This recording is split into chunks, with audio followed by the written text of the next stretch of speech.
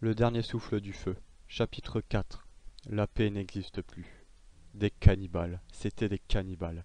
Azraël était choqué. Alors que Camille le regardait, perdue et inquiète. Qu'est-ce qu'ils leur font demanda-t-elle d'une petite voix. Azraël se retourna vers la petite fillette, mais ne sut pas quoi répondre. Il faut partir d'ici, Camille. Maintenant, répondit Azraël. Il s'en voulait, énormément.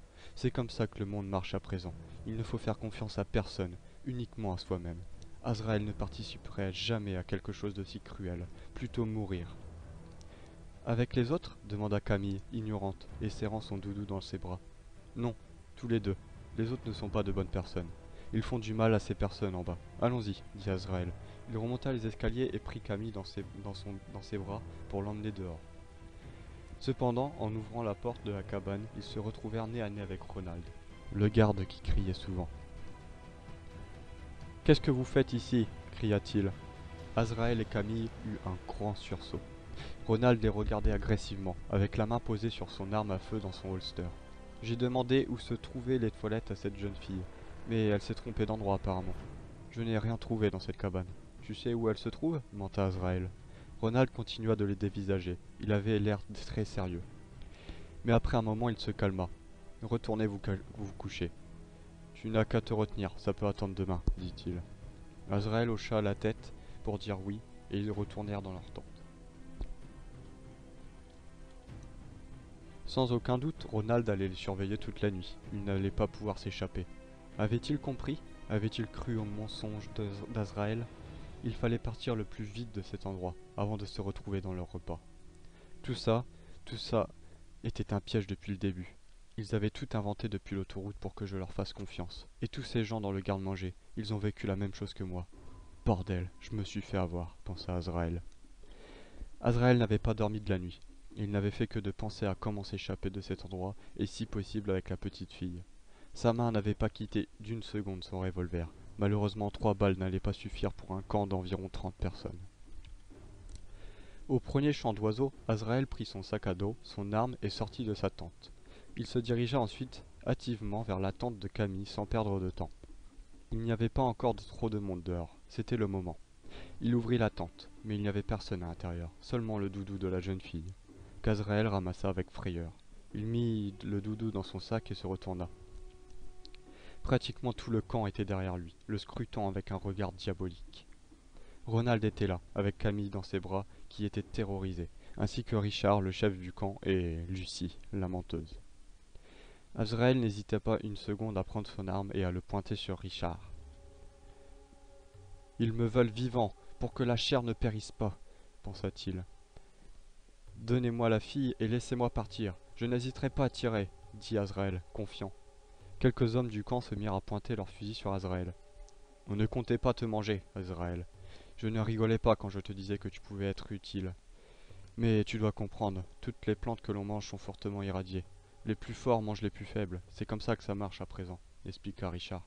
Allez vous faire foutre, donnez-moi la fille, maintenant, cria Azraël. Si tu me tues, ils répliqueront, Azraël. Tu n'as que 2 choix, tu manges ou tu te fais manger. Je t'ai déjà fait cadeau en voulant te garder en vie. Ne gâche pas cette chance, dit Richard. S'il te plaît, Azraël. J'ai insisté pour qu'on puisse te garder. Tu ne survivras pas dehors. La nourriture se fait de plus en plus rare, dit Lucie. Azraël ne savait pas vraiment quoi faire. Il décida alors de baisser lentement son arme, comme si il se rendait, mais à contre-cœur. Puis soudain, il remarqua une petite citerne d'essence près d'une cabane et non loin du groupe, une poussée d'adrénaline lui monta dans tout le corps. Il avait une grande chance de manquer son coup, et puis rien n'indiquait que la citerne était remplie, mais il ne put s'empêcher de scruter la citerne. La plupart des gens du camp se mirent à regarder dans la même direction qu'Azraël, afin de comprendre son regard. Maintenant, pensa-t-il. À une vitesse éclair, il releva son revolver et tira, contrairement à ce qu'il pouvait penser, sur Ronald. La balle atterrit dans son crâne, le poussant violemment contre le mur d'une cabane derrière eux, mort. Azraël courut à toute vitesse vers Camille et la prit dans ses bras. « Tuez-les » cria Richard. Azraël entendit plusieurs coups de feu, mais ils étaient déjà partis loin dans la forêt avec Camille. De nombreuses balles passaient à quelques mètres d'eux, mais il était difficile de les viser à travers une forêt aussi dense en végétation.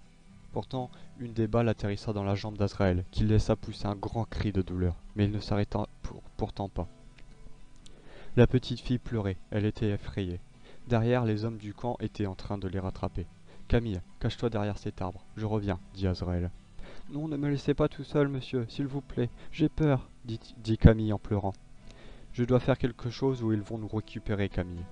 Je te promets de revenir, d'accord ?» dit Azraël, pressé.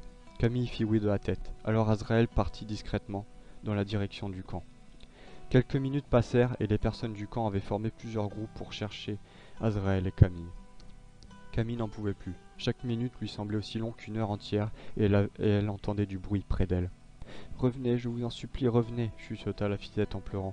Puis soudain, un bruit énorme d'explosion la coupa. Dans le ciel, on pouvait apercevoir une grande fumée qui provenait sûrement du camp.